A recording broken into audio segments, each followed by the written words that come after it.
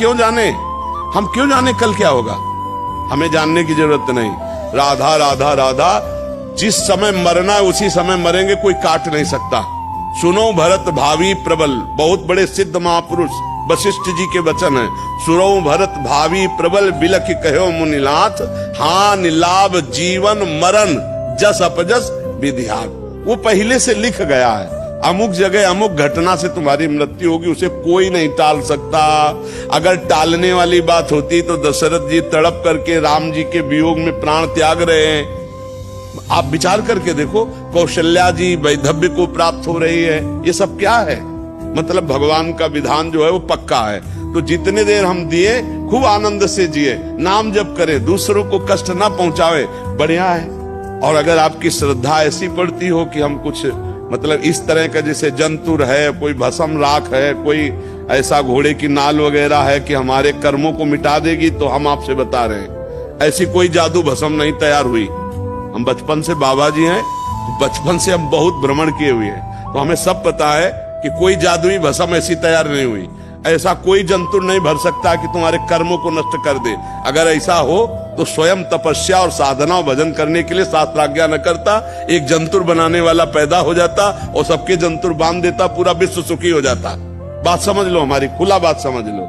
ये अस्पताल न होते, ये विधान नहीं होते धर्म कर्म करने के। खूब नाम जप करो, दूसरों को सुख पहुंचाओ, इसी से तुम्हारा मंगल होगा। पक्की बात समझ लो, क्योंकि हम बाबा जी काशी सब जगह घूमे हुए, खूब अच्छी जगह, सबको देखे, बड़े बड़े सिद्धों से मिले हुए, कुछ नहीं, हम केवल सत्य वस्तु की बात करते हैं। अवश्य में वो भोक्तव्यम कृतम कर्म शुभाशुभम, तुम्हारे शुभ अशुभ कर्म तुम्हें भोगने पड़ेंगे। जिस दिन अशुभ कर्म नष्ट हो गए, उस दिन किसी के आशीर्वाद की जरूरत नहीं, किसी के दवा की जरूरत नहीं, किसी जंतुर की जरूरत नहीं, अपने आप ठीक हो जाओगे। और जब तक अशुभ कर्म भोगना है तो दुनिया में भाग के आ जाओ, आपको भोगना पड़ेगा जो कुछ लिखे हो। लिलाट दुख सुख देख संग, भोगते गो जहां जाएगो, या सिद्धांत भंग। हम शास्त्रीय अध्यात्म पद्धति से कहते हैं कि आप व्यर्थ के कार्यों में समय नष्ट ना करके भगवान की लीला कथा गाओ, भगवान का नाम कीर्तन करो, भगवान के नाम जप करो, सब में भगवत भाव रखो, सब ठीक हो जाएगा। बहुत विचित्र, हम तो कहते बचो, भगवान नाम जप करो, चरित्र आचरण अपने अच्छे रखो, दूसरों को सुख पहुंचाओ, आपका मंगल होगा। किसी के आशीर्वाद की जरूरत नहीं है। और आप बुरे आचरण करो तो किसी के आशीर्वाद में दम नहीं कि आपको सुखी कर सके, ये पक्का समझ लेना।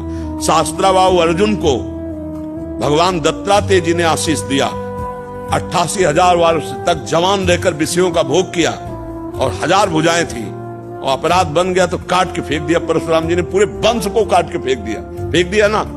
दत्तात्रेय भगवान अवधूत दत्तात्रेय जी का कृपा पात्र था ये शास्त्राबाहु अर्जुन। इसलिए हम करें आचरण ठीक है तो किसी के आशीर्वाद की जरूरत नहीं, और आचरण गलत है तो कोई आशीर्वाद दे दे फिर भी आपका विनाश हो ही जाएगा। इसलिए धर्म से चलो, दूसरों को सुख पहुंचाओ, नाम जप करो। सत्य है ज्योतिष, सत्य है शास्त्र है, लेकिन ज्योतिष बताता क्या है?